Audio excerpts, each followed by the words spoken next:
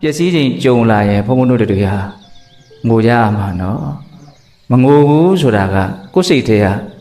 ဒါဟာငိုရလောက်အောင်တန်ဖိုးရှိတယ်လို့မထင်သေးတဲ့အရာတွေပြတ်တဲ့အချိန်မှာတော့ငိုသေးမှာမဟုတ်ဘူးပေါ့ငိုရလောက်အောင်တန်ဖိုးရှိတယ်လို့ကိုထင်ထားတဲ့အရာပြတ်ပြီဆိုရင်တော့ငိုမှာပဲဟုတ်လားအဲ့တော့ဘုန်းတို့ပျက်စီးမှုဆိုတာကအကြံဉာဏ်အဖြစ်သိပြီးတော့မထိခိုက်စေတဲ့ပျက်စီးမှုတွေလည်းရှိတယ်ဆူဆူဝါဝါထိခိုက်သွားစေတဲ့ပျက်စီးမှုတွေလည်းရှိမယ်ပျက်စီးမှုကတော့အများကြီးပဲဥစ္စာပစ္စည်းတွေပျက်စီးတယ်တချို့ကြတော့လည်းပဲအသိဉာဏ်အထိုက်လျောက်ရှိတဲ့အခါကျတော့ဥစ္စာပစ္စည်းပျက်စီးတာလောက်နေတော့မငိုသေးဘူးပေါ့ဒါပေမဲ့တချို့ကြတော့လည်းပဲခန္ဓာရည်နေတဲ့အခါကျတော့ငိုယုံနေမကဘူးယူသွားတဲ့လူတွေတောင်ရှိဘဝမှာနေခြင်းစိတ်တောင်မရှိတော့ပါဘူးဆိုပြီးတော့ဥစ္စာပစ္စည်းပျက်စီးလို့တတ်သေးတဲ့လူတွေတောင်ရှိတယ်ဟုတ်လားအဲ့ဒါဘုံဘုံဒီကနေ့ဥစ္စာပစ္စည်းပျက်စီးလို့တောကပရိဒေဝဖြစ်ရမယ့်အကြောင်းအရာလောက်တော့မပြောကျင်သေးဘူးဘာပြောကျင်တော့ဆိုတော့လူကိုတကယ်ထိခိုက်မှုဖြစ်စေတဲ့အစဉ်ပြေပြေဖြတ်တန်းဖို့အလွန်ခက်မဲ့ပျက်စီးမှုအဲ့ဒါကဘာတော့ဆိုတော့နော်ကိုချစ်ရတဲ့ခင်ရတဲ့ပုံကိုယ်တွေနဲ့ကွဲကွာရတယ်ဆိုတဲ့အမှုပျက်စီးမှု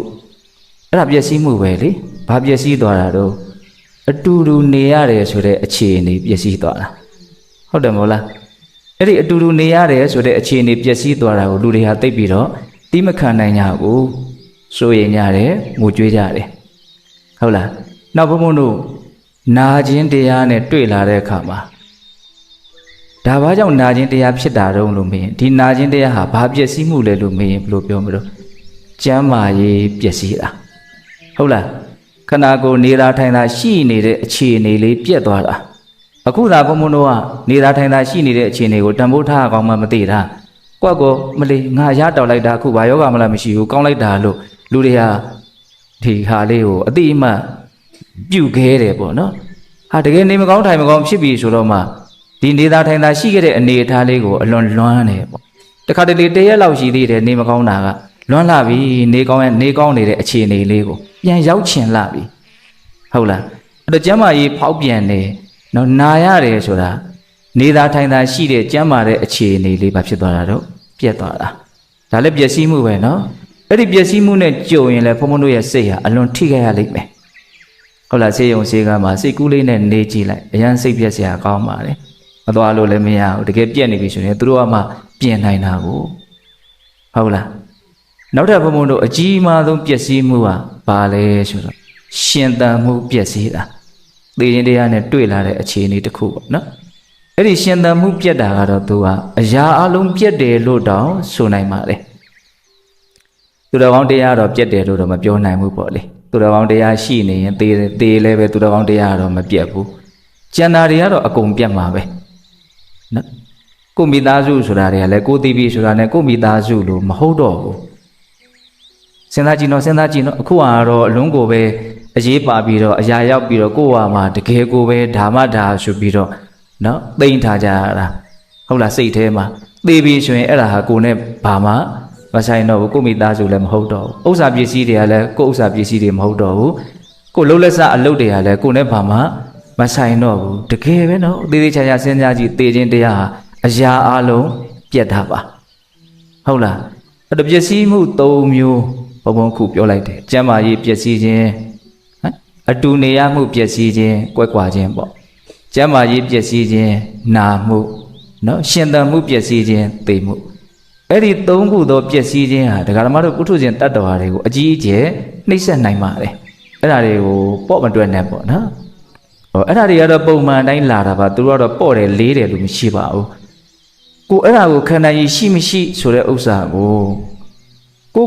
ရှော့လည်းမတွက်ဖဲနဲ့ပိုလည်းမတွက်ဖဲနဲ့အမှန်တိုင်းသိတဲ့တယ်နော်ဒီအရာတွေနဲ့တွေ့လာလို့ရှိရင်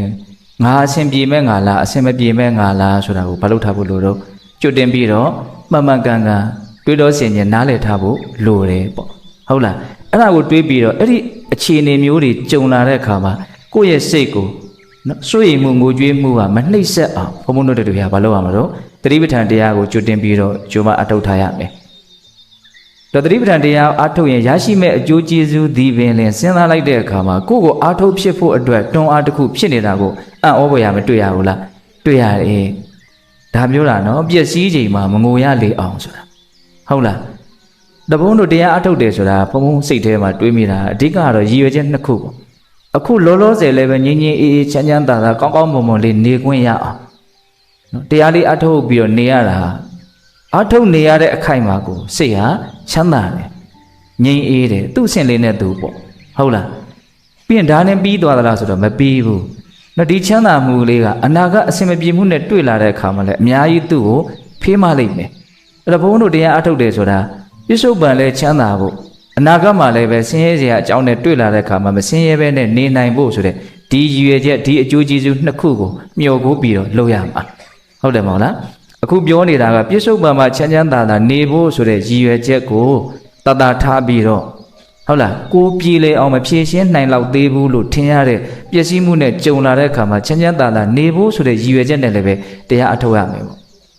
့ရသော်ဘုရားအင်္ဂုတ္တပါဠိတော်မှာအနာဂတဘုရားသုတ်တံဆိုပြီးတော့သုတ်တံသုံးဖို့ဟောတာရှိတယ်နော်ပထမသုတ်တံကအမျိုးမျိုးသောအကြောင်းကြောင့်ဒီခန္ဓာကိုယ်ကြီးဟာသေနိုင်တယ်ဆိုတာကိုစဉ်းစားပြီးတော့မသေးသေးခင်မှာတရားအထုတ်မယ်ဆိုတဲ့စိတ်ကူးမျိုးဖြစ်ဖို့မြတ်စွာဘုရားတိုက်တွန်းတာနောက်ခန္ဓာကိုယ်ရဲ့ပျက်စီးနိုင်တဲ့အခြေအနေအများကြီးကိုထောက်ပြပြီးတော့မြတ်စွာဘုရားဟောတာမွေးကြိုက်ပြီးတော့လဲသေနိုင်တယ်ကင်းကြိုက်ပြီးတော့လဲသေနိုင်တယ်သေနိုင်တဲ့အကြောင်းတွေပေါ့နော်အစာအာဟာရမကြည်မကျက်ဖြစ်ပြီးတော့လဲသေနိုင်တယ်လေသင်လုံးဖြတ်ပြီးတော့လဲသေနိုင်တယ်ထဲထဲကတီးကြီးဖောက်ပြန်ပြီးတော့လဲသေနိုင်တယ်သေနိုင်တဲ့အကြောင်းတရားတွေအများကြီးကိုမြတ်စွာဘုရားထုတ်ပြတယ်ဟုတ်လားအဲ့ဒီလိုမျိုးဖြစ်မလာသေးခင်မှာငါမရသေးတဲ့တရားကိုရအောင်မရောက်သေးတဲ့အရာကိုရောက်အောင်မတိသေးတာကိုသိအောင်ငါလုပ်မယ်ဆိုတဲ့စိတ်ကူးနဲ့လုပ်ရမယ်လို့သေခြင်းကိုပြပြီးတော့ပထမနာဂတဘုရားသုတ်တံမှာအဲ့လိုဟောတယ်နောက်ဒုတိယသုတ်တံကျတော့ဘာပြောလို့ဆိုတော့အိုခြင်းနာခြင်းသေခြင်းဟုတ်လားပြီးတော့အစာရည်သာခေါင်းပါခြင်းဆိုတာလည်းဖြစ်လာတတ်တယ်ပြီးတော့တိုင်းပြည်ဒီမငြိမ်မသက်ဖြစ်လာတာတွေပြေးရလွှားရတာတွေဟာလည်းဖြစ်လာတတ်တယ်အဲ့ဒါမျိုးဖြစ်မလာခင်မှာငါတရားအထုတ်မယ်ဆိုတဲ့စိတ်နဲ့အထုတ်ရမယ်ပြီးတော့တန်ဃာတွေမညီမညွတ်ဖြစ်တယ်ဆိုတာလည်းဖြစ်လာတတ်တယ်အဲ့လိုမျိုးအခြေအနေဖြစ်လာရင်သူတော်ကောင်းတရားကိုအထုတ်ဖို့အခက်အခဲရှိတယ်ဒါကြောင့်ဒါမျိုးတွေမဖြစ်သေးခင်မှာသူတော်ကောင်းလုပ်ကိုလုပ်မယ်ဆိုတဲ့စိတ်ကူးနဲ့လုပ်ရမယ်လို့ဘုရားတိုက်တွန်းတယ်ဟုတ်လားအဲ့တော့ဒါတွေကိုစဉ်းစားကြည့်တဲ့အခါမှာအနာဂတ်ရေးကိုတွေးပြီးတော့တရားအထုတ်ခြင်းစိတ်ပေါက်အောင်ကြိုးစားရမယ်ဆိုတဲ့နော်ဒေသနာမျိုးတွေကိုကြည့်ပြီးတော့ဘုန်းဘုန်းတို့ရဲ့စိတ်ကိုလည်းပဲပြစ္ဆုတ်ပံမှာလည်းချမ်းသာဖို့အနာဂတ်မှာလည်းပဲအစဉ်ပြေစေဖို့ဆိုတဲ့ရည်ရွယ်ချက်နဲ့ကိုတွန်းအားပေးတဲ့အလုပ်ကိုလုပ်ရမယ်စိတ်ဆိုတာကအကြောင်းမျိုးမျိုးပြပြီးတော့ဒီကောင်းမြတ်တဲ့အလုပ်ကိုသွေးဖီးနေတာတွေရှိတယ်ဟုတ်လားအိမ်မှာနေတဲ့အခါဝင်ပြောနေနော်ဒီမှာတကယ်လုပ်မယ်ဆိုပြီးတော့လာတဲ့အချိန်မှတော့မှစုပ်နေတဲ့စိတ်တွေတွန့်ဆုတ်နေတဲ့စိတ်တွေအများကြီးမရှိဘူးလားရှိရနော်အချိန်ပြည့်ကိုယ်စိတ်ဟာဒီထဲမှာတက်ဝင်နိုင်ဖို့ဆိုတာတုံတယုံဓာတ်ခံပါရမီနဲ့မသွားနိုင်ဘူးအဲ့ဒီတိုင်းမသွားနိုင်ဘူးရက်ကန်သွားကြတာပဲများဟုတ်လားဒါကိုလည်းဒီတိုင်းမှာပဲဒါကိုသူများကိုလည်းဘုံဘွားအပြစ်ကတော့မမြင်ပါဘူးဟုတ်လားဒီလိုလေးလာပြီးတော့ဒီထဲမှာ5-6ချိန်လောက်ထိုင်းနေတာကိုပဲတော်တော်ကောင်းလာပြီလို့စိတ်ထဲကတော့အဲ့လိုအောင်းမိပါတယ်ဟုတ်လားသို့တော့ဘယ်လိုကိုလဲဆိုတာကိုတော့ပြန်ပြီးတော့ဝေဖန်တဲ့နေပေါ့အချိန်ပြည့်ငါဟာဒီထဲမှာအယုံဆိုင်ပြီးတော့လုံနိုင်တဲ့ငါဆိုရင်တော့အဲ့ဒီလိုငါမျိုးဟာသူ့ကိုယ်သူပို့ပြီးတော့ကျင့်တတ်မှုကိုရစေမဲ့ငါမျိုးပဲဟုတ်တယ်မဟုတ်လားပေါ့ရောငါပေါ့ရောလောက်ပဲကိုယ်ကိုကျင့်တတ်မှုဖြစ်စေမှာပဲဒါကိုလှုပ်တဲ့လောက်ရမှာပဲဟုတ်တယ်မဟုတ်လားအဲ့တော့ကိုအလုတ်ဖြစ်အောင်အလုတ်တွေလှုပ်ဖြစ်သွားအောင်ဘုံဘုံတို့ကနှီးမျိုးစုံနဲ့ဒါတွန်းအားဖြစ်စေမဲ့စကားတွေကိုပြောတာဟုတ်လားအခုပြောနေတာပါတော့အနာဂတ်မှာတွေ့ရကြုံရမယ်ပျက်စီးခြင်းတွေအခုပြောနေတဲ့ပျက်စီးခြင်းတွေစိတ်ကူးရင်တစ်ခုမှမပါဘူးမြေကြီးလက်ခတ်မလွယ်တွေ့လိမ့်မယ်အဝိဇ္ဇာအားကြီးလွန်းလို့တာမှောင်ပြီးတော့မမြင်ကြတာဒါမနဲ့တိုင်ထည့်ပြောတာရှိရလေဒီလောက်ထင်ရှားတဲ့မြင်ကွင်းကိုမမြင်ဘူးဆိုရင်ဒီမျက်လုံးကတော့တော်တော်အခြေအနေဆိုးနေပြီလို့ပြောတာသတိထားလိုက်မိလားငိုက်မြငိုက်နေလားမသိဘူးမနဲ့တိုင်နော်ပြောထားတဲ့အတန်လေးကလည်းငိုက်ချင်စရာအလွန်ကောင်းနော်သိခြင်းတရားဆိုတာအလွန်ထင်လွယ်မြင်လွယ်တဲ့အမှန်တရားကြီးအလွန်ထင်ရှားတဲ့အမှန်တရားကြီးသို့တော့ဒီလောက်ထင်ရှားတဲ့အမှန်တရားကိုပဲလူအများစုဟာမသိကြဘူးသိတော်လည်းပဲမေ့လျော့နေကြတယ်လို့ဘုံဘအဲ့ဒီမှာထည့်ပြောထားတယ်လေဒီလောက်ထင်ရှားတဲ့မြင်ကွင်းမမြင်ဘူးဆိုရင်ဒီမျက်လုံးဟာတိမ်ကျနေတာလောက်တောင်ဟုတ်မယ်မထင်ဘူးသဘောပေါက်လားဘုံပြောတာကိုအခုလည်းပဲနော်ချစ်တဲ့ခင်တဲ့လူတွေနဲ့ကွဲကွာရမယ်ဆိုတာတေချာပေါက်တွေ့ရမယ်ကိစ္စနော် ကိုကခွဲမလားသူကခွဲမလားသာမသေးကြတာကွဲတော့ကွဲကြရမှာဟုတ်တယ်မဟုတ်လားဘယ်သူကဘယ်သူကိုခွဲသွားမလဲဆိုတာတော့မသိနိုင်ဘူးနော်ခြံခဲ့တဲ့နေရာမှာနေခြင်းသလားကြံခဲ့တဲ့နေရာမှာနေခြင်းလားဘယ်ဘက်မှာနေခြင်းမှမဟုတ်ဘူးမနေခြင်းလည်းနေရမှာပဲသူ့ဥစ္စာဟုတ်လားဒါအမှန်တရားပဲနော်ကျမကြီးပျက်စီးတယ်ဆိုတာလည်းတေချာပေါက်တွေ့ရမှာပဲမဟုတ်လားရှင်သန်မှုပျက်စီးမှုကလည်းတေချာပေါက်တွေ့ရမှာဒါကြောင့်ဒီဥစ္စာတွေကမနေ့ပြန်မှာငါဘာစားမလဲရေဘလို့ချိုးမလဲဆိုတာကိုကြိုတင်ပြီးတော့ပြင်ဆင်ထားတယ်လို့မျိုးကိုပြင်ဆင်ထားရမှာမနေ့ပြန်ထမင်းမစားပဲနေမှာလားမနေ့ပြန်စားတဲ့ပြဿနာကတေချာပေါက်ကြုံမှာနော်ဟုတ်တယ်မဟုတ်လားရေချိုးရမယ့်ကိစ္စတေချာပေါက်ကြုံမှာရေစားမယ့်ကိစ္စတေချာပေါက်ကြုံမှာအဲ့ဒါကိုတော့ဘုန်းဘုန်းတို့တွေဟာအေးစီသေးပဲဒါအရင်နဲ့လှုပ်ဖို့လှုပ်ထားကြတာပေါ့နော်ဒီကွဲကွာမဲ့ကိစ္စကျမကြီးပျက်စီးမဲ့ကိစ္စရှင်သန်မှုပျက်စီးမဲ့ကိစ္စကြတော့တေချာပေါက်ဆိုတဲ့ဥစ္စာစိတ်ထဲမှာသိမရှင်းမဲနဲ့ဖြစ်နေတာပေါ့ဟုတ်မလို့လို့မဟုတ်မလို့လို့မတွေးမိတာပဲများတယ်ဒါကြောင့်ဒီအကြောင်းအရာလေးကိုဘုံဘုံတို့ကိုယ်စိတ်ကိုထောက်ပြပြီးတော့မင်းဒါကိုကြည့်ပါဒါကိုသိပါဒါတေချာပေါက်ဖြစ်မှာဒါအတွက်ပြေးလဲအောင်မင်းလုပ်ပါဆိုတာကိုကိုယ်စိတ်ကိုဘာလို့ဖို့လို့တော့ဖြောင်းပြဖို့တွန်းအားပေးဖို့လိုတယ်အဲ့ဒါအတွက်ပြောနေတာဟုတ်လားအဲ့ဒါမြတ်စွာဘုရားကတော့အဲ့ဒီအချက်တွေကိုပြပြီးတော့လည်းပဲအများကြီးတိုက်တွန်းတာပဲအဲ့ဘုံဘုံတို့ပฏิပဒါနတန်ရုပ်ထဲမှာစုံဒသုတ်တံဆိုတာရှိဒါကွဲကွာခြင်းနဲ့ပတ်သက်ပြီးတော့မြတ်စွာဘုရားပြောပုံလေးနော်စုံဒဆိုတာကရှင်သာရိပုတ္တရာရဲ့ညီနော်ယဟန္တာမထေရမြတ်ကြီးပဲအဲ့ဒီအရှင်စုံဒမထေရကဒီနေ့တော့သူ့ရဲ့နောင်တော်ကြီးရှင်သာရိပုတ္တရာပြိဋိဘံဆန်တဲ့နာလကရွာကနေပြီးတော့မြတ်စွာဘုရားရှိရာအကြောင်းတော်ကိုလာတာနော်ရှင်သာရိပုတ္တရာနဲ့ရှင်မမောက္ကလံကဘုရားပြိဋိဘံမဆန်ခင်မလိုတော့တဲ့ချိန်မကြခင်မှာပဲဘုရားလည်းပြိဋိဘံဆန်တော့မှာပါသူတို့ကအရင်ရှေ့ရနေပြီးတော့ပြိဋိဘံဆန်တဲ့အဲ့လိုပြိဋိဘံဆန်တဲ့အခါအဲ့ဒီရှင်စုံနာကရှင်သာရိပုတ္တရာရဲ့နော်ရုပ်ကလတ်တော်ကိုမီးရှို့လို့ကျွင်းကြံတဲ့ဓာတ်တော်ရဲ့ရှင်သာရိပုတ္တရာဝိယုံနဲ့သင်္ကန်းကြီးရဲ့ရှင်သာရိပုတ္တရာအမြဲသုံးဆွဲတဲ့သပိတ်ရဲ့ဟုတ်လားအဲ့ဒါသပိတ်ထဲကိုရေစစ်တို့ဓာတ်တော်တို့ထည့်ပြီးတော့အဲ့ဒီသင်္ကန်းကြီးကိုယူလာပြီးတော့မြတ်စွာဘုရားကြီးကိုကြွလာတယ်ရှင်စုံနာကြွလာပြီးတော့မြတ်စွာဘုရားကြီးကိုအရင်မဝင်သေးပဲနဲ့သူအလွန်ရင်းနှီးကျွမ်းဝင်တဲ့ရှင်အာနန္ဒာကြီးကိုဝင်တယ်ရှင်အာနန္ဒာကရှင်စုံနာနဲ့မှရင်းနှီးကျွမ်းဝင်တာမဟုတ်ရှင်သာရိပုတ္တရာနဲ့ကပိုးပြီးတော့တောင်ရင်းနှီးသေးတယ်အဲ့ဒါနဲ့ရှင်အာနန္ဒာကြီးဝင်တဲ့အခါကျတော့ရှင်ဘုရားအာနန္ဒာဒါဟာရှင်သာရိပုတ္တရာရဲ့ဓာတ်တော်တွေပါဖေ။ဒါအမြဲသုံးဆွဲတဲ့သင်္ကန်းပါဖေ။ဒါကတော့တပိတ်ပါဖေ။အဲ့လိုလည်းပြောလိုက်ရောရှင်အာနန္ဒာကသောတာပန်ပဲရှိသေးတာသောကပတိတွေကငြိမ့်သေးတာမဟုတ်။နော်ဒေါမနတတရားတွေမပယ်နိုင်သေးဘူး။အဲ့တော့ तू ကရင်ထဲကိုဆို့သွားတယ်။ဟုတ်လား။အဲ့ဒါနဲ့အရှင်ဆုံးတာတဲ့အဲ့လိုဆိုလို့ရှိရင်တို့မြတ်စွာဘုရားကြီးကိုသွားဖို့အတွက်စကားလက်ဆောင်ရပြီမြတ်စွာဘုရားကြီးကိုသွားရအောင်။အဲ့မြတ်စွာဘုရားကြီးကြွသွားကြတယ်။ဟိုရောက်တဲ့အခါကျတော့ရှင်အာနန္ဒာကပဲဥဆောင်ပြီးတော့မြတ်စွာဘုရားကိုလျှောက်တယ်မြတ်စွာဘုရာ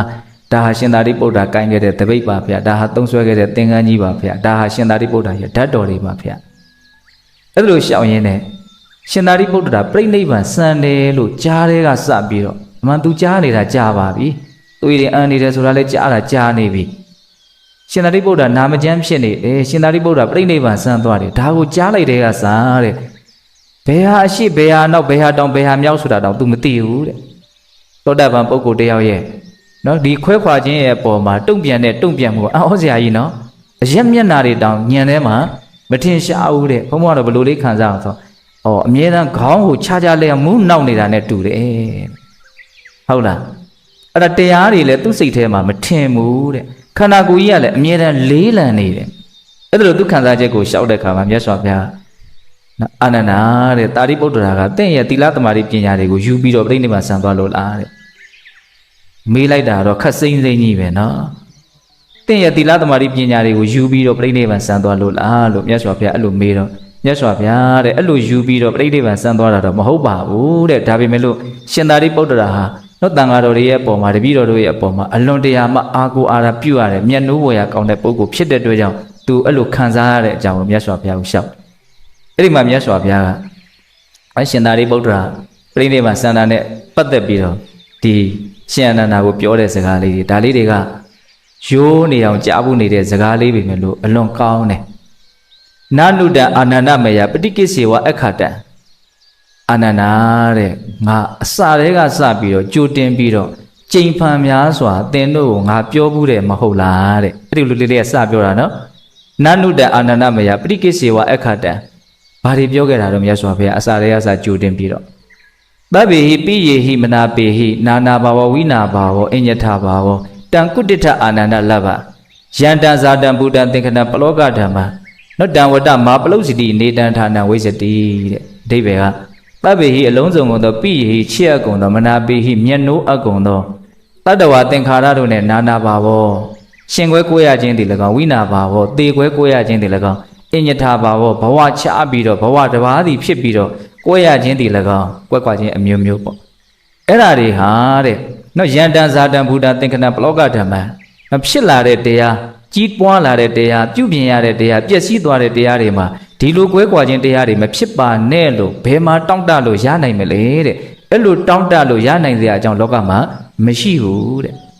ကျိန်ဖန်များစွာရှေးဥစွာတဲ့ကစငါခဏခဏပြောခဲ့တယ်မဟုတ်လားဆိုတာဒီစကားကိုပြောတာတဲ့အလုံးစုံသောချစ်အပ်မြတ်နိုးအပ်သောတတ္တဝသင်္ခါရတို့နဲ့ရှင်ကွဲကွဲရခြင်းသေကွဲကွဲရခြင်းဘဝချပြီးတော့ကွဲရခြင်းအဲ့ဒီကွဲကွာခြင်းတွေမဖြစ်ပါစေနဲ့လို့ဒီသဘာဝတရားတွေရဲ့အပေါ်မှာတောင့်တလို့မရနိုင်ဘူးဒီသဘာဝတရားဆိုတာကိုဘယ်လိုလေးမြတ်စွာဘုရားပုံဖော်လုံးဆိုတော့စကားလုံးလေးလုံးသုံးထားတယ်ယန္တံဇာတံဘုဒ္ဓံသင်္ခတံပလောကဓမ္မံနော်ဇာတံစပြီးတော့ဖြစ်လာတယ်ဇာတိပေါ့နော်မွေးဖွားလာတယ်ပြီးတော့ဗါတော့ဘုဒ္ဓံကြီးပွားလာတယ်အကောင်လေးကတဖြည်းဖြည်းနဲ့ကြီးလာနော်ကလလရေကြီးအဆက်အပြောက်လေးကနေပြီးတော့တဖြည်းဖြည်းနဲ့မဖြစ်လာတော့ကြီးလာတယ်အမေဝမ်းထွက်တဖြည်းဖြည်းနဲ့ပဲကြီးလာတယ်ဇာတံဘုဒ္ဓံဖြစ်လာတယ်ကြီးလာတယ်ပြီးတော့ဗါတော့သင်္ခတံတဲ့ဘုမသဘောကျစကလုံးတစ်လုံးချင်းစီကိုဟုတ်လားသင်္ခတံဆိုတာဗါတော့အမြဲပြင်ပေးနေရတယ်တဲ့ကဲလှုပ်တက်တဲ့အရွယ်တွေကစတော့လှုပ်ပေးနေရတာမလှုပ်တက်တဲ့အရွယ်တုန်းကလည်းသူများလှုပ်ပေးရတာပဲနော်အမေရင်ခွင်ထဲမှာရှိတော့ကိုမမလှုပ်တက်သေးတော့အမေကလှုပ်ပေးတာအမေလှုပ်မပေးရင်သေမှာနော်တတ္တဝါရဲ့သဘောကဘာတော့ဇာတံဖြစ်လာတယ်ဘူတံကြီးပွားလာတယ်သင်္ခတံလှုပ်ပေးနေရတယ်ပြင်ပေးနေရတယ်ဒီတိုင်းထားလို့မရဘူးတဲ့အဲ့လိုလှုပ်ပေးတဲ့ကြားတွေကပဲနောက်ဆုံးကြတော့ပလောကဓမ္မ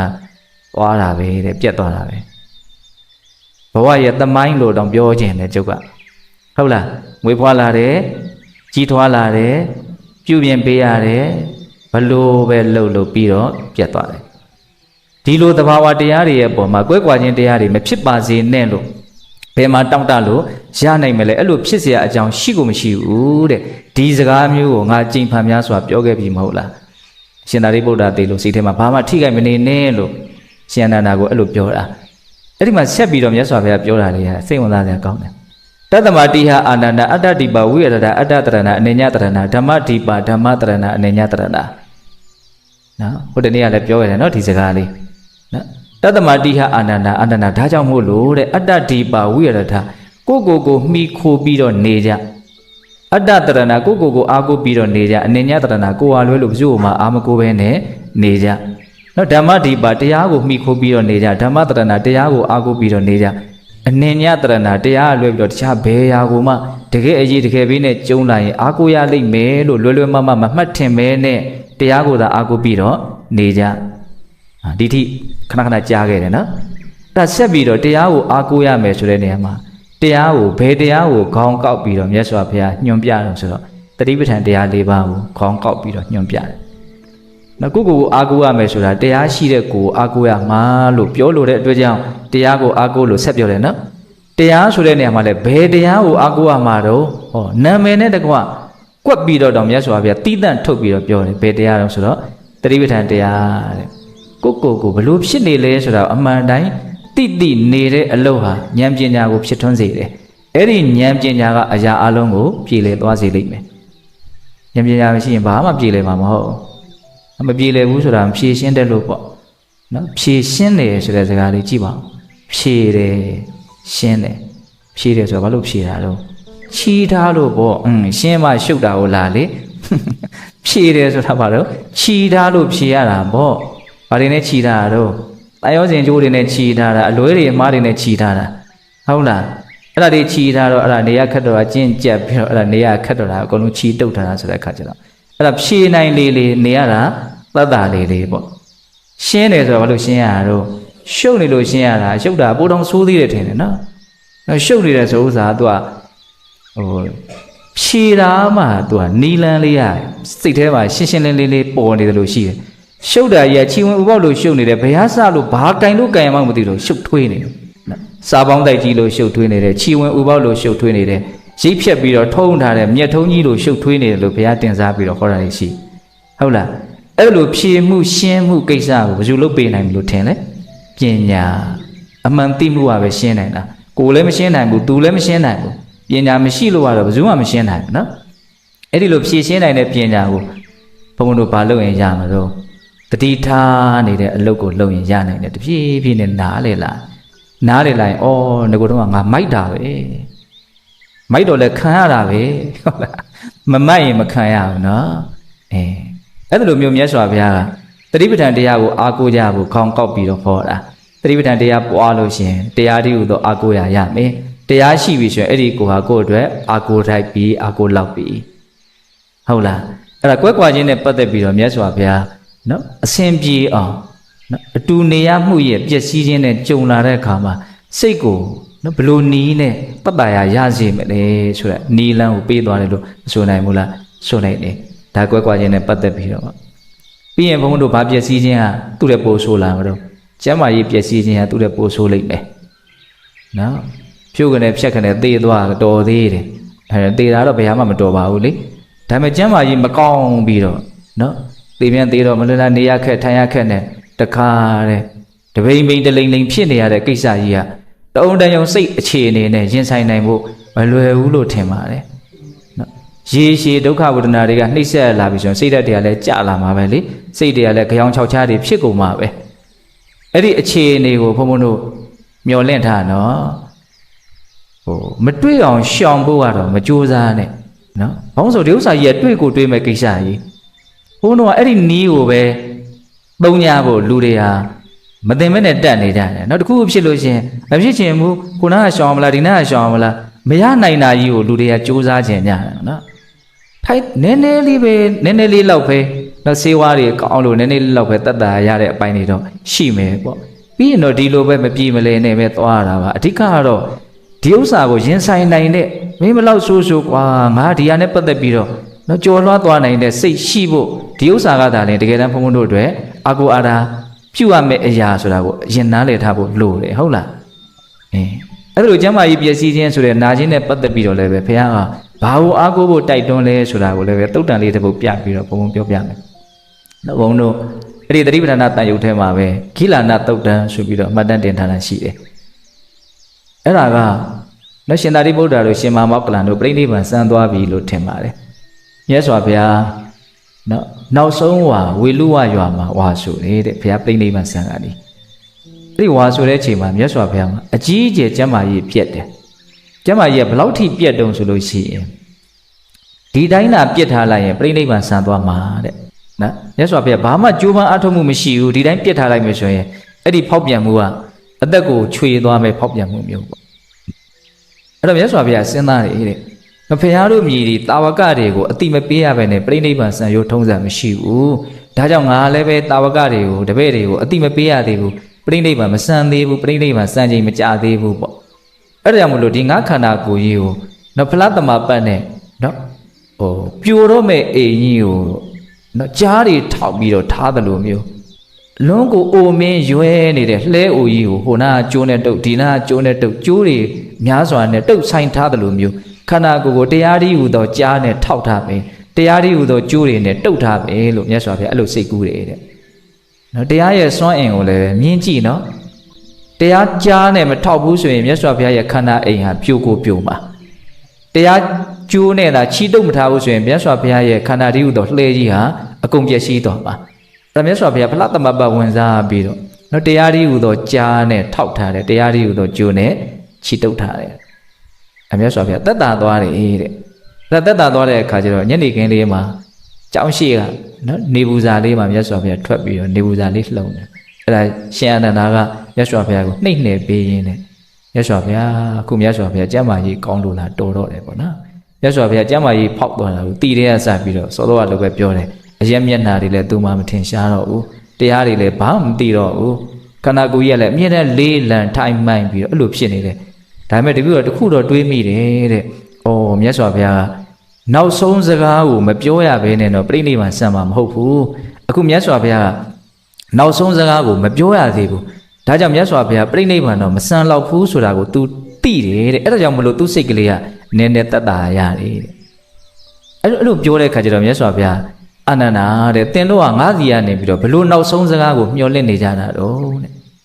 ငါမှဆေရလက်ဆုပ်ဆိုပြီးတော့နောက်ဆုံးစကားဆိုတာမရှိဘူးတဲ့နော်ယဟန်တန်ဃာကိုငါးသားလင်းခေါင်းဆောင်မဲ့ငါးကိုယ်သားလင်းမှီခိုးပြီးတော့နေကြလို့အဲ့လိုစိတ်ရှိတဲ့ပုဂ္ဂိုလ်သားလင်းဆေရလက်ဆုပ်ဆိုပြီးတော့နောက်ဆုံးဟာလေးကိုဘယ်သူမှမပြောဘဲနဲ့ဒါလေးနဲ့ချုပ်ကန်ထားနေတာဗောလေတပည့်တွေကိုဟုတ်လားငါမှအဲ့လိုစိတ်မရှိတဲ့အတွက်ကြောင့်နောက်ဆုံးစကားဆေရလက်ဆုပ်ဆိုတာဘာမှမရှိဘူးသင်တို့ကိုအိတ်သွန်ဖာမောက်အကုန်တိတဲ့တိတိုက်တာတွေငါအကုန်ပြောပြီးပြီတဲ့ဘာမှပြောเสียအကြံဘူးတဲ့နော်အဲ့လိုအမိန့်ရှိပြီးတော့မြတ်စွာဘုရားစောစောကလိုပဲနနုတ္တအာနန္ဒမယပဋိကိစ္ဆေဝအခါတံငါရှေးတုန်းကစာကြိမ်ဖန်များစွာသင်တို့ကိုပြောခဲ့ပြီမို့လားချစ်အမျက်နှိုးအပ်တဲ့အလုံးစုံသောသင်္ခါရတရားတို့နဲ့ရှင်ခွဲကိုရလိမ့်မယ်သေခွဲကိုရလိမ့်မယ်ဘောအခြားပြီးတော့ကိုရလိမ့်မယ်နော်ဖြစ်လာတဲ့ကြီးထွားလာတဲ့ပြုပြင်ထားရတဲ့ပျက်စီးသွားတတ်တဲ့ဒီသဘာဝတရားတွေမှာမကွဲကွာပါစေနဲ့လို့အဲ့လိုမျိုးဘယ်လိုနည်းနဲ့မှတောင့်တလို့မရနိုင်ဘူးအဲ့ဒါဖြစ်နိုင်တဲ့အရာမဟုတ်ဘူးအဲ့လိုမြတ်စွာဘုရားအမိန့်ရှိပြီးတော့စောစောကလိုပဲကိုပဲအာကိုကြကိုဟာလွတ်လို့တခြားဘယ်ရာကိုမှအာမကိုနဲ့သူတော်ကောင်းတရားကိုပဲအာကိုကြသူတော်ကောင်းတရားလွတ်လို့တခြားဘယ်ရာကိုမှအာမကိုနဲ့အဲ့လိုအမိန့်ရှိပြီးတော့သူတော်ကောင်းတရားဆိုတဲ့နေရာမှာဘာကိုညွန်ပြပြန်လို့ဆိုတော့တတိပဋ္ဌာန်တရားကိုပဲညွန်ပြတယ်แล้วကိုယ့်ရဲ့ရုပ်ကာယကိုအဖမှန်အောက်မေ့အမှတ်ရပြီးတော့အမှန်တိုင်းသိနေခြင်းလို့ဆိုတဲ့ကာယ ानु ပတနာတတိပဋ္ဌာန်နော်ကိုယ့်ရဲ့အကောင်းအဆိုးအမျိုးမျိုးခံစားချက်တွေကိုဒါငါလားသူလားပုဂ္ဂိုလ်တ attva လားသို့မဟုတ်ခံစားမှုတက်ပဲလားဆိုတာကိုသဲကွဲအောင်ကိုဉာဏ်နဲ့အပြည့်မှန်ထုတ်နိုင်အောင်ဝေဒနာကိုလည်းဝေဒနာလို့ပဲမှန်မှန်ကန်ကန်သိပြီးတော့နေတာဘာခေါ်တော့ဝေဒနာ ानु ပတနာတတိပဋ္ဌာန်ဟုတ်လားစိတ်တွေကိုလည်းစိတ်တွေလို့ပဲသိပါကျွတ်တော့စိတ်တွေကိုငါစိတ်လို့ထင်တာနော်စိတ်ကိုငါလို့ပေါင်းထင်တာလည်းရှိတယ်ငါဟာလို့ခွဲပြီးတော့ထင်တာလည်းရှိတယ်ခွဲတာလည်းဟိုလိုကြီးကွဲနေတာမဟုတ်တွဲနေတာငါဟာလို့ထင်တာစိတ်ကိုလည်းငါလို့ထင်တယ်ငါဟာလို့လည်းထင်တယ်ဟုတ်လားငါဟုတ်သလားငါဟာဟုတ်သလားသို့မဟုတ်စိတ်ကစိတ်ပဲလားဆိုတာကိုတဲကွယ်ကိုဉာဏ်နဲ့သိအောင်စိတ်ကိုလည်းပဲစိတ်လို့ပဲသိပါဟုတ်လားပြီးရင်ပါတော့ဓမ္မတရားသဘောလေးတွေကောင်းတဲ့ပဲရောမကောင်းတဲ့ပဲရောဘာကြောင့်ဒီလိုဖြစ်နေတာတော့ဘာကြောင့်ဒီလိုမဖြစ်တာတော့ဖြစ်နေတာကိုလည်းဖြစ်နေတယ်လို့သိဘာကြောင့်ဖြစ်တယ်လဲဆိုတာလည်းသိဘာကြောင့်မဖြစ်တာလဲဆိုတာလည်းသိသူကအသေးအလွန်စိတ်တယ်ဓမ္မ ानु ပတနာတတိပဋ္ဌာန်ဆိုတာဟုတ်လားအကုန်လုံးအနှစ်ချုပ်လိုက်မယ်ဆိုလို့ရှိရင်တော့ဘာပဲဖြစ်နေတဲ့သဘာဝတရားကိုဘယ်ဟာကိုမှရှုမယ်ဘယ်ဟာကိုတော့မရှုဘူးဘယ်ဟာကိုမှသိမယ်ဘယ်ဟာကိုတော့မသိဘူးလို့ခွဲခြားမထားဘဲနဲ့ဖြစ်လာသမျှအရာအလုံးကိုဖြစ်နေတဲ့အတိုင်းအတိအမှတ်ပြုပြီးတော့နေနေတာအဲ့ဒါပါတော့တတိပဋ္ဌာန်လုပ်ငန်းပေါ့နော်အဲ့ဒါဟာဘုံဘုံတို့ဘဝအတွက်တစ်ခုတည်းတော့အကိုရပဲဟုတ်လားဒါမြတ်စွာဘုရားသူ့ရဲ့နာခြင်းနဲ့ပတ်သက်ပြီးတော့ဒါဟုအကိုကြလို့ပြောတဲ့နေရာမှာတင်တို့လည်းတစ်ချိန်ကြတော့နာမှာနော်ပျက်စီးမှာနော်ကျမ်းမာရေးကြီးကဟုတ်လားပျက်စီးလာတဲ့အခါမှာအဲ့ဒါလိုတီတီငြိမ်ငြိမ်အေးအေးချမ်းချမ်းနေနိုင်ဖို့ဆိုတာနော်စောစောလေးကစားဘာမှကြိုးစားမထားဘဲနဲ့ပြင်ဆင်မထားဘဲနဲ့အလိုလျောက်အဲ့ဒီအည်သွေးကြီးဟာရောက်လာမှာမဟုတ်ဘူးဒါဟုဘုံဘုံတို့ရှင်းရှင်းလင်းလင်းနားလည်ထားရမယ်အခုဘုံဘုံပြောနေတာတွေကဘာမှခက်ခဲနဲ့နေတဲ့အကြောင်းအရာတွေမပါပါဘူးနော်အလွန်ရှင်းရှင်းလင်းလင်းလွယ်လွယ်ကူကူသိနိုင်တဲ့အကြောင်းအရာပဲဒါပေမဲ့ပြဿနာကဘာလဲဆိုတော့မစင်သားဘူးအဲ့ဒီအကြောင်းအရာကိုခေါင်းနဲ့မထည့်ဘူးဘယ်အကြောင်းအရာတွေကနေရာယူနေတာတော့တွေးဉာဏ်ကြံတော့နော်ပြောရရင်တော့လူကျင်တာရယ်မကျင်တတ်တာရယ်ဒီနှစ်ခုကတလဲစီသွားနေတာကိုဖြစ်ချင်တာတွေဦးစားပေးစဉ်းစားတယ်ကိုမဖြစ်ချင်တာတွေဖြစ်တော့မဖြစ်ချင်တာတွေကိုဘယ်လိုဖေးရမလဲလို့ကြိုးစားတယ်ဒါဒီလောဘဒေါသအတွေးနဲ့ပဲသွားနေတာပေါ့နော်စိတ်တွေကဟုတ်လားတကယ်တမ်းကဒီအခုပြောနေတာတွေဟာတကယ်လည်းဖြစ်လာမယ့်အကြောင်းအရာတွေပဲတကယ်လည်းဘုံဘုံတို့မှာပြေလည်အောင်ရှင်းနိုင်တဲ့အည်သွေးလည်းမရှိသေးတာလည်းအမှန်ပဲဘယ်လိုရှင်းရမယ်ဆိုတာကိုလည်းပဲမြတ်စွာဘုရားရဲ့ကျေးဇူးတော်ကြောင့်ဘုံဘုံတို့သိထားတာလည်းအမှန်ပဲဒါပေမဲ့အဲ့ဒီဟာတွေကိုဘုံဘုံတို့ဆက်ပြီးတော့အဖြစ်တစ်ခုမထုတ်ဘူးပေါ့နော်ကိုပြဿနာရှိတယ်ဆိုတာအမှန်သိရနော်ဒီပြဿနာဘယ်လိုရှင်းရမလဲဆိုတာလည်းသိတယ်ပြဿနာမရှင်းနိုင်သေးဘူးဆိုတာလည်းသိတယ်သိတာမှအများကြီးပဲဒီသုံးခုလေးသာစက်မိသွားရင်တော်တော်ကောင်းအောင်နော်ဟုတ်လားပြဿနာကြုံမှာနော်အမှန်ပဲမဖြေရှင်းနိုင်သေးဘူးဆိုတာလည်းအမှန်ပဲဖြေရှင်းဖို့အတွက်နီလန်းတွေရှိတယ်ဆိုတာလည်းအမှန်ပဲဒါပေမဲ့ဆက်မိလားဆက်မိမဆက်တော့အဖြေကဘယ်လိုထွက်နေတော့မရှင်းနိုင်သေးဘူးပဲထွက်ဟုတ်လား အဲ့ဒါကိုပေါင်းပြီးတော့ဘာလုပ်ရမလို့စဉ်းစားရမယ်စာမဘွဲကလည်းဖြေရမှာသိကြတယ်စာမပိုင်သေးတာလည်းသိကြတယ်စာကြက်ရင်ပိုင်မယ်လို့သိတာလည်းသိကြတယ်ဒါပေမဲ့ကြက်လားဆိုတော့မကြက်ဘူးအဲ့ဒါဘာလို့ဆိုတော့အဲ့ဒီဟာတွေကိုပေါင်းပြီးတော့ဆက်ပြီးတော့ဘုန်းဘုန်းတို့ကမတွေးဘူးမတွေးတော့ထွက်တဲ့ထွက်တိုက်တဲ့အဖြေမှန်ကထွက်မလာဘူးခပ်ပေါ့ပေါ့ပဲနေကြတာပေါ့ဟုတ်လားအဲ့တော့ဘုန်းဘုန်းခုပြောလိုက်တာအတူတူနေမှုရဲ့ကွဲကွာခြင်းနော်အတူတူနေမှုရဲ့ပျက်စီးခြင်းလို့ဆိုတဲ့ကွဲကွာခြင်းနော်ကျမ်းမာရေးပျက်စီးခြင်းလို့ဆိုတဲ့နာခြင်းနောက်တစ်ပါးကျန်သေးတော့ရှင်သန်မှုပျက်စီးခြင်းလို့ဆိုတဲ့သေခြင်းသူကတော့အခက်ခဲဆုံးအရာပဲနော်ရှင်သန်နေသေးတယ်ဆိုရင်သူကရသေးတယ်လေစိတ်ရဲ့သဘောလေးကဆိုကြလို့ကျမ်းမာရေးဘလောက်ပြက်မင်းဒီယောဂနဲ့မသိနိုင်သေးပါဘူးကွာဆိုရင်သူကတောင့်ထားလို့ရသေးတယ်ဟုတ်တယ်မဟုတ်လားဘလို့ပဲကွဲကွာကို့လောက်တော့ဘယ်သူမှကိုမချစ်ဘူးတော့အိုးကဲကိုချစ်ပြီးတော့နေရမှာပေါ့ဆိုပြီးတော့ကွဲကွာခြင်းနဲ့ကြုံလည်းပဲ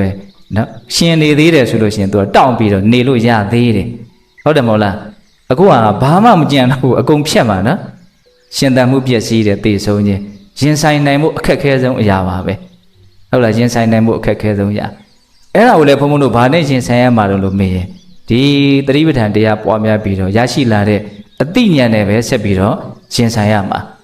ဟုတ်လားအဲ့ဒါနဲ့ပတ်သက်ပြီးတော့လည်းပဲဘုန်းဘုန်းတို့သုတ်တန်လေးတဲ့ဘုမှတ်တမ်းတင်ထားတာကိုပြောခြင်းတယ်ဒီနေ့ကတော့ရှင်သာရိပုတ္တရာတို့ညီကိုတွေအကြောင်းတွေမျာ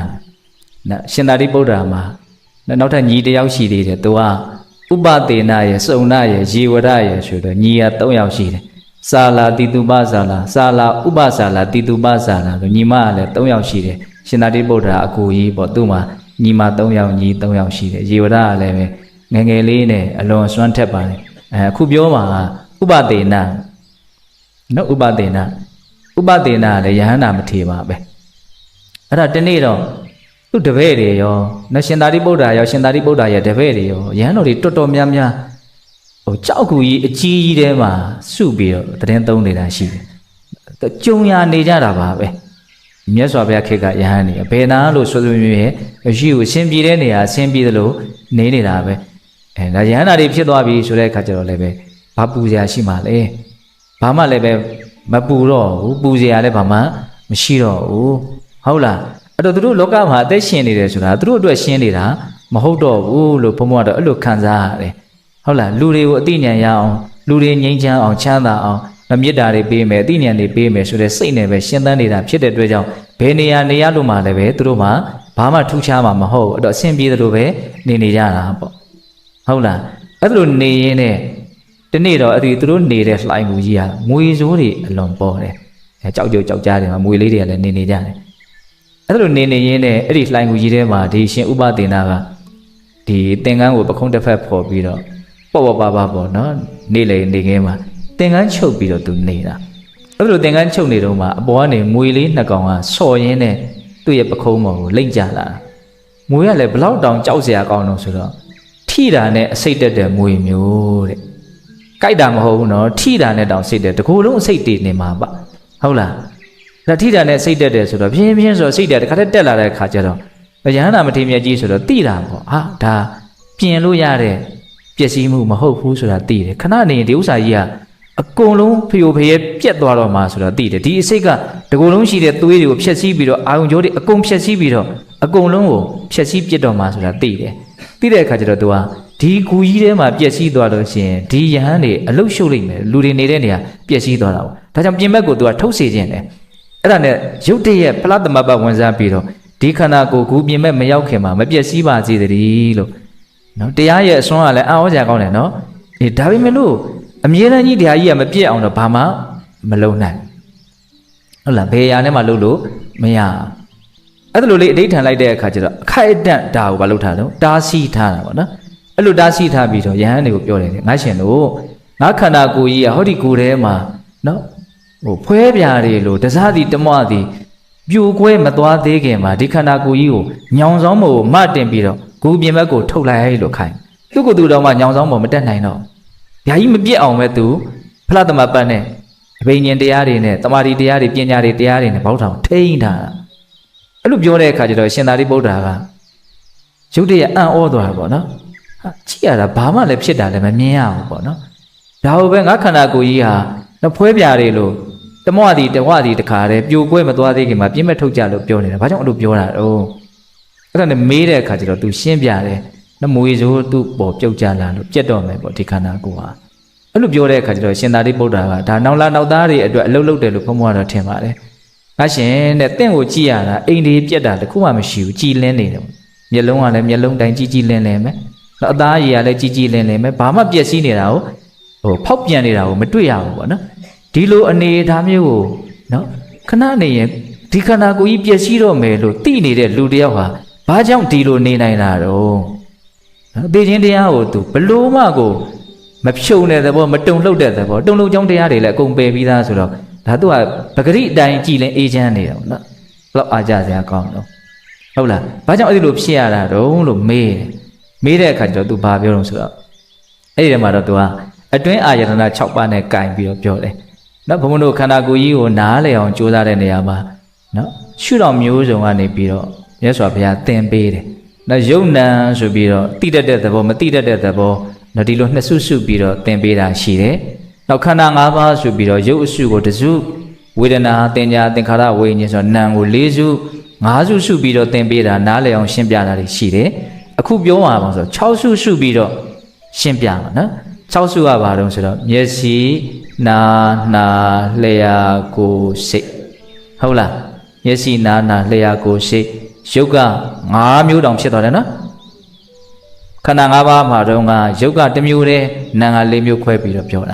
ဟုတ်လားခုဒီခန္ဓာကိုယ်ကြီးကို1မျိုးပြန်ရှင်းပြတဲ့အခါကျတော့သူအကြည်တဲ့6ပါးလို့ခေါ်တယ်သူကလည်းအယံတဘာဝကြတယ်နားလေစရာအလွန်ကောင်းတယ်အဓိပ္ပာယ်လည်းအလွန်ရှိတယ်မျက်စိကဘာလို့ဆိုတော့ဒီအယောင်တွေကိုသူဖမ်းယူနိုင်လောက်အောင်ကြည်တဲ့ပတာရလို့သုံးတယ်နော်ကြည်လင်မှုပေါ့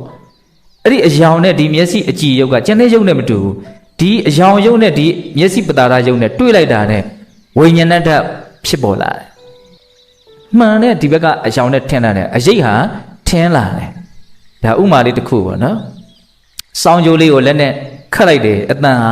ထွက်လာတယ်အဲ့လိုပဲမျက်စိအကြည်လေးနဲ့အယောင်နဲ့တွေ့လိုက်တယ်မြင်သိစိတ်ကလေးဒါအယောင်ပဲဆိုတာကိုဘာပဲဆိုတာကိုအယောင်ပဲသိတာပါလေအစားကတော့ဟုတ်လားပြီးတော့မှစိတ်ထဲကဒီအတွင်းထဲမှာအလုတ်လုတ်ပြီးတော့ဒါလူပဲဒါလူမယောက်ျားပဲမိန်းမပဲသီလရှင်ပဲမျက်စိကမြင်တာအယောင်ပဲမြင်တာဝါလေးပဲမြင်တာမျက်စိကသီလရှင်လို့မသိဘူးဟုတ်လားသီလရှင်လို့လှုပ်လိုက်တာဘယ်သူကလှုပ်လိုက်တာတော့အတွင်းထဲကစိတ်ကလှုပ်တာပေါ့နော်ဒါလေးကိုလည်းကွဲပြားနားလဲရမယ်ဟုတ်လားအလုတ်လုတ်ပုံပေါ့ဟုတ်လားအဲ့လိုပဲနားဆိုရင်နားပါတော့အတန်ပဲကြားတာဘယ်သူအတန်ဘဝတန်ငါ့ကိုကောင်းတာတွေပြောတာဆိုးတာတွေပြောတာဆိုတာစိတ်ကလှုပ်တာသူကဟုတ်လားသူကြောင့်သူအင်္ဂလိပ်တယောက်ကစကားလာပြောတယ်ဘုံဆိုရင်ဒါအတန်ပဲကြားမှာဘာတွေပြောနေလို့ပဲသိမှာတော့ရှင်းလားဘုံပြောတ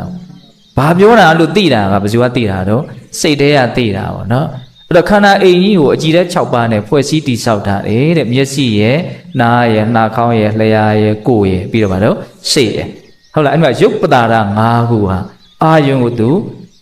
ဘာလုပ်နိုင်လဲအာယုံကိုခံယူပြီးတော့ဝိညာဏဓာတ်တွေကိုပေါက်ဖွားစေမှာသူကဟုတ်လားဒါကြောင့်တဖြည်းဖြည်းနဲ့စက်ယုတ်ကြီးတရုပ်လိုပဲခန္ဓာကိုယ်ကိုပုဂ္ဂိုလ်တ attva သဘောမပါဘူးဆိုတဲ့အမြင်နဲ့မြင်ကြည့်လိုက်ဟာ तू ဟိုနာအတိဓာတ်တွေထွက်လိုက်ဒီနာအတိဓာတ်တွေထွက်လိုက်အတိဓာတ်တွေထွက်နေအတိဓာတ်ကိုပါဠိလိုဘယ်လိုခေါ်တော့ဝိညာဏဓာတ်ပါနော်တစ်ချက်တောက်လျှောက်အလုပ်လုပ်တဲ့ထဲထဲကနေပြီးတော့တင်ညာကောင်းဆောင်ပြီးတော့လုပ်မယ်လို့ထင်ပါတယ်ကိုယ်ငကိုယ်ကမှတ်ထားတာလေးနဲ့ပတ်သက်ပြီးတော့ဟုတ်လားဒါပါစုပဲပဲဘာပဲဘာပဲညာပဲအဲ့လိုဆိုရင်ငါဘယ်လိုပြန်လုပ်မယ်ဟိုလိုလုပ်မယ်ဒီလိုလုပ်မယ်ရှုပ်ထွေးနေမှာစိတ်ထဲမှာဟုတ်လားအခုဒီရှင်ဥပဒေနာက तू ဘာကြောင့်ပျက်စီးကနေလေးမှာကြည်ကြည်လင်လင်ချမ်းချမ်းသာသာအိမ်ဒီမပြတ်ဖဲနဲ့မဆင်းရဲပဲနဲ့နေနိုင်တာတော့အဲ့ဒီနေနိုင်ခြင်းရဲ့အကြောင်းတရားကို तू ကဘာကိုကင်ပြောအောင်ဆိုတော့အခုပြောတဲ့အာယတနာ6ပါးကိုကင်ပြောတယ်နော်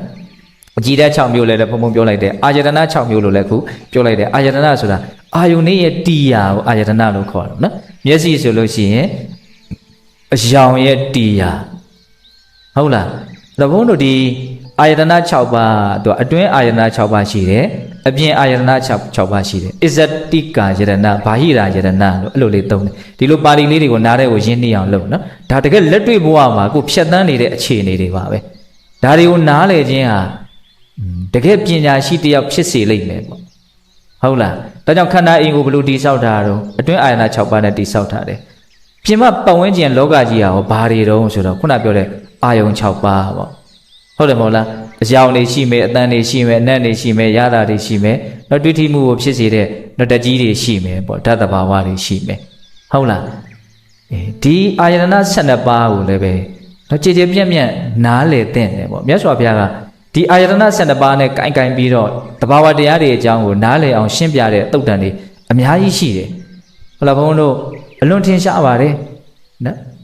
်ဓာတုခန္ဓာမှာတုတ်တန်ဆိုလို့ရှိရင်ဒီအာယတနာ12ပါးကိုပဲအတွင်းအာယတနာ6ပါးအပြင်အာယတနာ6ပါးလက်တုံးကြီးမျောသွားတာပင်လေကိုမရောက်ဖို့အန္တရာယ်ပေးမဲ့အချက်8ချက်ဒါဒီတရားစကားမှာဘုံဟောမယ်လို့တော့စဉ်းစားထားပါတယ်ဟုတ်လားဒီဘကန်းကိုတင်တယ်ဟိုဘကန်းကိုတင်တယ်ဆိုတာအဲဒီအာယုန်တွေကိုပြောတာဒီအာယတနာတွေကိုပြောတာဟုတ်လားအများကြီးပဲရှင်းပြတာဒီအာယတနာ6ပါးနဲ့ဒီအာယတနာ12ပါးနဲ့ပတ်သက်ပြီးတော့နားလေစရာအလွန်ကောင်းတဲ့သုတ်တန်တစ်ပုဒ်ကတော့သမုဒ္ဒသုတ်တန်ဆိုပြီးတော့သမုဒ္ဒရာကြီးတွေနဲ့နှိုင်းပြီးတော့ဟောတဲ့သုတ်တန်တွေဆိုအလွန်နားလေထားစရာကောင်းတယ်အလွန်ကြိုက်တယ်ဘုံဘအဲ့ဒီသုတ်တန်တွေထားတော့နော်အခုရှင်ဥပဒေနာကသူ့ရဲ့ဒီမြင့်မြတ်တဲ့အည်အသွေးတွေဘာကြောင့်ရခဲ့တယ်လဲဆိုတာကိုသူဒီအာယတနာ6ပါးနဲ့ကင်ပြီးတော့ပြောမှာဘယ်လိုပြောတာတော့နော်အဟံစက္ခုမမစက္ခုတဲ့မျက်စိဟာငါပဲမျက်စိဟာငါဥစ္စာပဲလို့မှားယွင်းတဲ့ဆွဲလန်းမှတ်ထင်မှုတွေကိုငါအလွန်ဝေးกว่าရှေးကာလကစပြီးတော့ငါအမြင့်ပြတ်ပယ်ပြီးမရှိတော့ဘူးတဲ့ဟုတ်လားအဲ့ဒီတဏှာနဲ့ဒိဋ္ဌိသူ့ဒီမှာမရှိတော့ဘူးတဲ့နော်အဟံစက္ခုမမစက္ခုဟုတ်လားမျက်စိဟာငါပဲမျက်စိဟာငါဥစ္စာပဲကျုပ်တို့မှာအဲ့ဒီနှစ်ခုလုံးရှိနေနော်ငါလို့ထင်တဲ့ခါထင်တယ်ငါဥစ္စာလို့ထင်တဲ့ခါထင်တယ်မျက်စိထိဟာငါဘလို့ဖြစ်သွားလဲမသိဘူးတခါလေကြောက်လဲဘလို့ပြောတော့ငါမျက်စိလေးဘလို့ဖြစ်သွားလဲမသိဘူးဟုတ်လားမျက်စိနဲ့ငါနဲ့တပေါင်းနဲ့တွဲပြီးတော့ပြောတာလည်းရှိတယ်မျက်စိနဲ့ငါနဲ့ဟိုမျက်စိကတခြားဒါပေမဲ့ငါဟာဆိုပြီးတော့သူအဲ့လိုတွဲတာနော်အဲ့လိုပဲနားဟာငါပဲနားဟာငါဥစ္စာပဲလို့မှတ်ထင်မှုသူမှမရှိဘူးနော်မျက်စိနားနာလျှာကိုယ်စိတ်6ခုစလုံးအဲ့ဒါတွေရဲ့အပေါ်မှာငါလို့ထင်မှုငါဥစ္စာလို့ထင်မှုဒီမှားယွင်းတဲ့ပတ်တွင်မှုတွေမရှိတဲ့အတွက်ကြောင့်ဒါတွေသူ့သဘောသူ့လမ်းကြောင်းသူ့သွားသူ့ပျက်စီးခြင်းကြလို့ပျက်စီးသွားတာပျက်စီးဖို့အကြောင်းတွေနော်ဖမ်းလာပြီနော်ဖြစ်ဖို့အကြောင်းတရားတွေကုန်သွားတော့ပြက်တာပေါ့ဟုတ်လားဖြစ်နေတာကွာစားကိုဖြစ်နေခြင်းလို့ဖြစ်တာမှမဟုတ်တာဖြစ်နေတာကွာစားဖြစ်เสียအကြောင်းတရားတွေကြောင့်ဖြစ်နေတာကျုပ်တို့ကဖြစ်အောင်လဲကိုလှုပ်ထားတယ်ထင်းနေတာဖြစ်နေတာလဲကိုလို့ကိုထင်းနေတာအဲ့ဒီမှာအကုန်လုံးလုံးချလဲလိုက်ပြီးတော့ဘလို့မှစိတ်ကမရှင်းနိုင်ဘူးနော်အဲ့ဒါတွေကိုရှင်းနိုင်အောင်တဖြည်းဖြည်းနဲ့ဘာလို့ရမှာတော့ကြိုးစားတဖြည်းဖြည်းနဲ့ကြိုးစားမှရမှာနော်ဒီလောက်မှားထားတဲ့အမှားကြီးကိုရုပ်တရက်ရဖို့ဆိုတဲ့ဥစ္စာတော့နော်အများစုမှာမျှော်လင့်လို့မရနိုင်ဘူးလို့ဘုံဘုံထင်ပါတယ်ဟုတ်လားအဲ့တော့သူဘာကြောင့်တည်တည်ငြိမ်ငြိမ်နေနိုင်တာတော့မျက်စိနာနာလျှာကိုစိတ်ကိုဒါဟာငါပဲဒါဟာငါဥစ္စာပဲလို့မှားယွင်းတဲ့ဆွဲလန်းမှတ်ထင်မှုကိုနော်အလွန်ဝေးတဲ့ရှေးကာလသူရဟန္တာဖြစ်ပြီးတဲ့ကစပေါ့နော်ဒါကိုသူအမြင့်ပြတ်ပယ်ရှားထားတယ်တဲ့ဒါကျွတ်တော့ဒီစကလုံးလေးတွေဟာညံကိုအလွန်တရာမှပွင့်စေလိမ့်မယ်လင်းစေလိမ့်မယ်နော်ငါဥစ္စာငါလိပ်ပြာတို့ဘာတစ်ခုမှမဟုတ်ကြသည်ဓမ္မတတ္တပါဒကဆိုတဲ့အမြင်ကိုနော်ရှင်းအောင်တခါတလေရှေ့ကနေကြိုးပြီးတော့မြင်ထားရင်လည်းကောင်းတတ်တယ်နော်ဟုတ်လားနားမလဲသေးလေဆိုသာဆိုနေဟုတ်လားမြင်ရပြီဆိုရင်လည်းငါဥစ္စာငါလိပ်ပြာတို့ဘာတစ်ခုမှမဟုတ်ကြသည်ဓမ္မတတ္တပါဒကနော်မင်းကွန်းဆိုတော့ဘုရားကြီးတခါမယ်သွား6ချောင်းနှုတ်ရတာတဲ့နှုတ်ရတော့နော်ဆေးတွေကအချင်းချင်းပြဿနာတက်ပြီးတော့ဆရာတော်ကြီးကတော်တော်ကိုကျမ်းမာရေးထိသွားအဲ့လိုကျမ်းမာရေးထိသွားတော့အဲ့ရတဲ့လဲတော့နော်အဲ့လိုအဲ့ရတဲ့လဲရင်းနဲ့အိပ်ပျော်နေသလိုလိုနိုးသလိုလိုအိမ်မက်လိုလိုဘာလိုလိုနဲ့အဲ့ဒါသူ့စိတ်ထဲမှာသူ့နားထဲမှာကြားရတယ်တဲ့နော်နောက်ထပ်အသက်က2နာရီပဲရှင်တော့မှာလို့ကြားရတယ်တဲ့တော်တော်ကြောက်စရာကောင်းတယ်နော်ဇီဝိတတန်နဲ့2နာရီပဲကြံတော့တယ်လို့ပြောတယ်ကြားအဲ့တော့ဆရာတော်ကြီးကကြောက်မသွားဘူးတဲ့သူကိုယ်တိုင်ဟောထားတာကြောက်မသွားဘူးတဲ့အဲ့တော့စိတ်ထဲမှာလောကကြီးကတန်ဖိုးမဲ့လာကြီးလားလောကကြီးကတန်ဖိုးမဲ့လာကြီးလားလို့နှစ်ခါထပ်ပြီးတော့ညီးလိုက်တယ်တဲ့ဟောကိုအဟုတ်ထင်းနေရတော့တကယ်ပြတ်တော့မယ်ဆိုတော့မှပဲကျွတ်တို့ကတန်ဖိုးမဲ့ပုံမဲ့မှန်သိရမှာနော်လောကကြီးကဘာလဲတော့တန်ဖိုးမဲ့လာကြီးလားတုံညလောကကြီးလို့သူအဲ့လိုစိတ်ထဲမှာညီးတွားမိတယ်တဲ့အဲ့လိုညီးတွားရင်းနဲ့စိတ်ကကြီးကြီးလင်းလင်းမဲ့တယ်အဲ့လိုဆိုရင်ခဏနေသေးတော့မယ်ဆိုရင်ငါဘာလို့အားကိုးမှာတော့ဘာအားကိုးပြီးတော့တေးရမှာတော့လို့သူကသူစဉ်းစားလိုက်တဲ့အခါမှာပညာလို့နှစ်ဆင့်ထပ်ပြီးတော့ကြားတယ်ပညာဆိုတာအမှန်သိတာပဲလေဟုတ်တယ်မဟုတ်လား ခုမျက်စိနာနာလျာကိုယ်စိတ်ဆိုတာတကယ်တမ်းငါလည်းမဟုတ်ဘူးငါဥစ္စာလည်းမဟုတ်ဘူးဘယ်သူဟာမှလည်းမဟုတ်ဘူးဘယ်သူလှုပ်ထားတာမှလည်းမဟုတ်ဘူး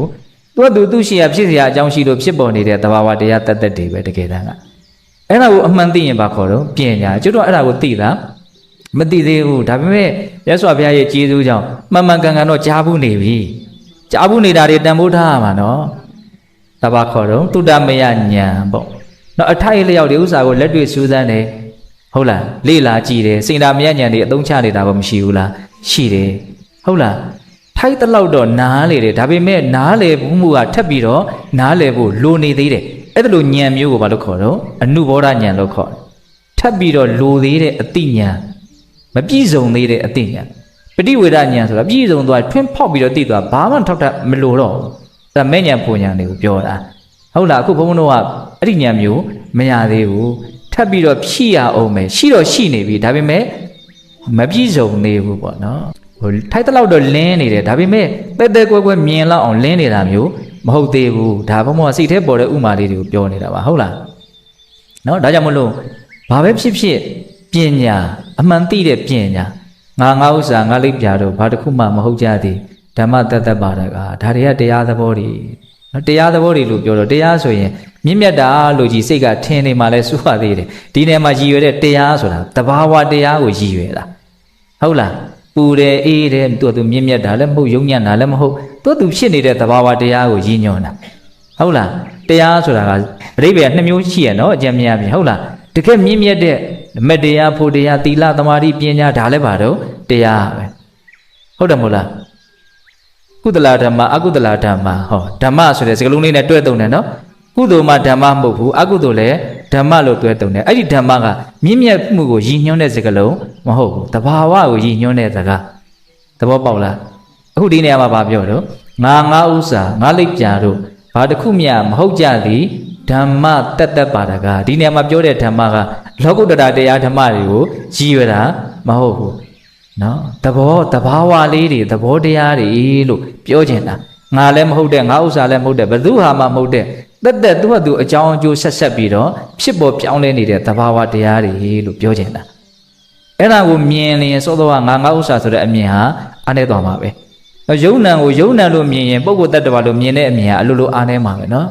်ဟုတ်လားဒါကြောင့်မြင်ရတာပဲဖြစ်ဖြစ်ကြားရတာပဲဖြစ်ဖြစ်နားစားတော့တွေ့ရထိရတွေ့ရကြံရဓမ္မစိတ်ဆင်းရဲစိတ်ချမ်းသာဘာပဲဖြစ်ဖြစ်တွေ့ကြုံသမျှအတွေ့အကြုံဖြစ်နေသမျှအဖြစ်ပြက်အားလုံးကို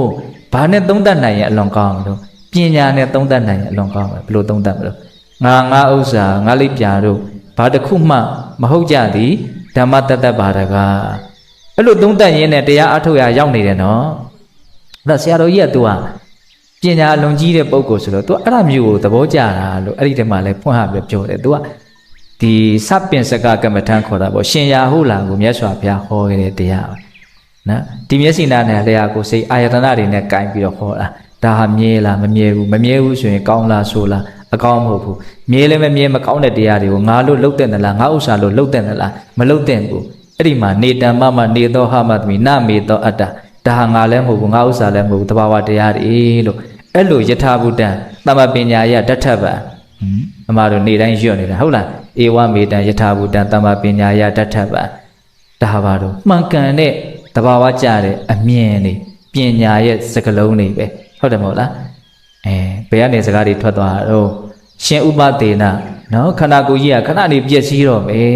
ဒါပေမဲ့ तू ကဘယ်လိုဖြစ်နေတော့တည်တည်ငြိမ်ငြိမ်အေးစီစီဘာမှပုံပြက်ပန်းပြက်မရှိဘူးစိတ်တွေပြည့်စည်တာလည်းမရှိဘူးစိတ်ပြက်တာလည်းမရှိဘူးအေးအေးဆေးဆေးပဲဟုတ်လားဘာကြောင့်အဲ့လိုဖြစ်တာတော့လို့မေးတော့ဒီမျက်စိနာတာလျှာကိုစိတ်ကိုငါပဲငါဥစ္စာပဲလို့မှားယွင်းတဲ့ဆွဲလမ်းမှတ်ထင်မှုတွေသူမှမရှိတော့ဘူးဒါကြောင့်မို့လို့ဒါတွေပြည့်စည်တဲ့အခါမှာသူဘာမှဆင်းရဲမှုမဖြစ်ဘူးလို့ပြောခဲ့တာအဲ့ဒါဘုံဘုံတို့တရားဓမ္မတို့အားကြဖို့အကြောင်းအရာလေးတွေပေါ့ဟုတ်လားဒါကသေဆုံးခြင်းနဲ့တွေ့လာလို့ရှိရင်ဘယ်သူကကိုယ့်ကိုအစဉ်ပြေစေမဲ့အရာလဲဆိုတာကိုတက်တက်ကိုယ်ကိုယ်နားလဲပေါ့ဟုတ်လားလူတွေကတော့ဘယ်လိုပြောတော့ဥဇာမင်းသားလေးတော့ရှာမှာဟုတ်လားမတ်တစာတော့ရှိပြီတုံးလုံးစာလေးတော့ရှာမှာလူတွေကပိုက်ဆံမဲ့အာကိုနဲ့ဟုတ်လားပိုက်ဆံအာကိုရမဲ့အပိုင်းရှိတယ်လို့အာကိုလို့မရတဲ့အပိုင်းတွေလည်းရှိတယ်ဆိုတာကိုနားလည်ထားနော်ဟုတ်တယ်ဆေးတွေဘာတွေဝယ်ဖို့ဆေးရုံတွေဘာတွေတက်ဖို့ကလည်းပိုက်ဆံရှိမှလေဒါတော့ကတော့ရှင်းပါလေဒါကတော့သိပြီးတော့နားလေကိုခက်တဲ့ကိစ္စမဟုတ်ဘူးနော် ဒါပေမဲ့အဲ့ဒီဆေးရုံပေါ်မှာပဲပတ်စံတွေရှိပြီးတော့နော်အကုန်လုံးဖြည့်ရှင်းဖို့ပြည်လဲတဲ့အနေအထားမှာပဲနောက်ထပ်ဖြည့်ရှင်းဖို့မလွယ်တဲ့အလွန်ခက်တဲ့ပြဿနာကြီးကျန်းနေတာကိုမြင်ဖို့မလိုဘူးလားအဲ့ဒါကဘာတော့သေခြင်းကိုရင်မဆိုင်တဲ့ကိစ္စနော်ပျက်စီးမှုကိုရင်မဆိုင်နိုင်ဘူးစိတ်ကဒီနားမှာထစ်နေအောင်ပါပဲဒါကြောင့်မလို့ဒီကနေ့လက်ပျက်စီးချိန်မှာမငိုရလေအောင်ဆိုတဲ့ရည်ရွယ်ချက်နဲ့ဘုန်းဘုန်းတို့သူတော်ကောင်းတရားကိုစူးစမ်းအထုတ်လေစိတ်ထက်သန်အောင်ဒီအကြောင်းအရာလေးတွေကိုပြောပြပါတယ်ဟုတ်လားပြောကြတာတွေအကုန်လုံးပြန်ပြီးတော့နှိမ့်ချုပ်ကြည့်မယ်နော်သတိပဋ္ဌာန်တရားကိုအထုတ်ရင်ရရှိမဲ့အကျိုးကျေးဇူးဘယ်နှမျိုးတော့9မျိုးအဲ့ဒီ9မျိုးသည်အကျိုးကျေးဇူးဆိုရင်လည်းဟုတ်တယ်တရားအထုတ်ခြင်းရဲ့ရည်ရွယ်ချက်ဆိုရင်လည်းဟုတ်တယ်ဟုတ်ပြီနော်အခုဘုန်းကဘာထပ်ပြီးတော့ပို့လိုက်တာတော့တွန်းအားနော်တရားအထုတ်ဖြစ်ဖို့အတွက်ကြီးမားတဲ့တွန်းအားကိုဖြစ်စေတဲ့အရာတွေဆိုရင်လည်းဟုတ်တယ်ဒီ9မျိုးကိုစဉ်းစားလိုက်ရင်အထုတ်ခြင်းစိတ်ပေါက်လာတာအမှန်ပဲအဲ့ဒီ9မျိုးတွေကမှနော်ပျက်စီးမှုကြုံလာရင်ဘုန်းတို့ပုထုဇဉ်တွေမှာဖြစ်တတ်တဲ့သဘာဝဘာလို့စိုးရင်ခြင်းနဲ့ငိုကြွေးခြင်းချမ်းသာသလားအဲ့ဒီတရားတွေကဘယ်ချမ်းသာမလို့ကြိုက်လားမကြိုက်ဘူးမကြိုက်သည်ဖြစ်စေဆင်းရဲသည်ဖြစ်စေဖြစ်စေအကြောင်းတွေရှိနေတော့ဖြစ်မှာပဲဟုတ်လားအဲ့ဒါဉာဏ်ပညာမရှိရင်ဖြစ်မှာနော်အဲ့ဒီဟာကိုမဖြစ်အောင်ဉာဏ်ပညာကိုဘုံဘုံတို့ဘယ်နည်းကိုအသုံးပြုပြီးတော့ရှားမှာတော့တတိပဋ္ဌာန်တရားကိုအသုံးပြုပြီးတော့ရှားမှာအဲ့ဒါပျက်စီးခြင်းဆိုတာကိုဘုံဘုံပျက်စီးခြင်းကိုဘယ်နှမျိုးပြောတော့ဒီနေ့အဓိကထိခိုက်မှုကိုဖျက်ဆီးနေတဲ့ပျက်စီးခြင်း3မျိုးအတူတူနေမှုရဲ့ပျက်စီးခြင်းကျန်းမာရေးရဲ့ပျက်စီးခြင်းရှင်သန်မှုရဲ့ပျက်စီးခြင်းကွဲကွာခြင်းရဲ့နာခြင်းရဲ့သေခြင်းရဲ့ဖြည့်ရှင်းဖို့ခက်တဲ့ပြဿနာတွေပေါ့ဟုတ်လားအဲ့ဒါတွေကိုမြတ်စွာဘုရားကတော့ဘာကိုအားကိုးပြီးတော့ဖြည့်ရှင်းကြလို့ဆုံးမခဲ့တာတော့တတိပဋ္ဌာန်တရားအားထုတ်ပြီးတော့အဲ့ဒါကိုအားကိုးပြီးတော့ဖြည့်ရှင်းကြလို့တိုက်တွန်းတာဟုတ်လားစုံဒသုတ်တန်ရဲ့ခိလာနာသုတ်တန်ရဲ့ဥပဒေနာမထေမြတ်ရဲ့အကြောင်း3မျိုးပြောပြီးတော့ဘုံဘုံတို့နော်မှတ်သားစရာနော်အားထုတ်လို့စိတ်ကိုထက်သန်ဖို့တရားလေးတွေကိုပြောပါတယ်ဟုတ်လားဒါကြောင့်ဒီကနေ့ယောဂီတို့ကြိုးစားအားထုတ်ကြရတယ်ကုသိုလ်ကောင်းမှုအစွတ်တို့ရဲ့စွမ်းတတ္တိကြောင့်ဘုရားတပည့်တော်တို့ဒီမဲ့ညာဘုံညာမျက်နှိပ်ပံကိုလင်းမြန်ထုတ်ချောက်မျက်မှောက်ပြုရစေကုန်သောဟုပတ္တနာအောင်စုပြုကြကုန်ရာတည်း